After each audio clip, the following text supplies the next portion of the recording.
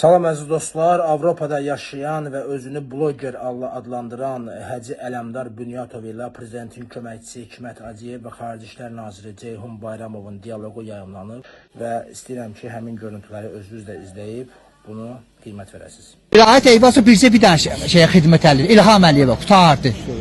Xalqa xidmət eləmir.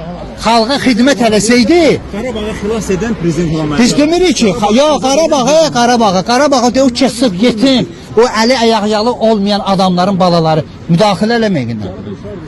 Kim? Sən hardan bilirsən, mən əskərli hərbidə olanda İlham Əliyevin oğlu Londonda keyf eləyirdi, qayf eləyirdi. Yox, deyir, görmüsünüz, müəllim ne deyir? Deyir ki, vuruşardınız. Neyi vuruşardım mən? Siz rahatsınız. Yo. Həddinizi keçirsiniz. Yo, biz həddimizi keçmirik. Ancaq onu bilin ki, heç vaxt belə getməyəcək. Ədalət bir gün geç tez yerini tutacaq. Həqiqətən tutacaq ha. Vallahi bu qədər insanlar ki, şəhərlənib, həbs olunub, bir gün ədalət öz yerini tutacaq. Bunu görəcəksiniz. Xalqa xidmət eləmək lazımdır, hakimiyyətə yox. Sağ olun.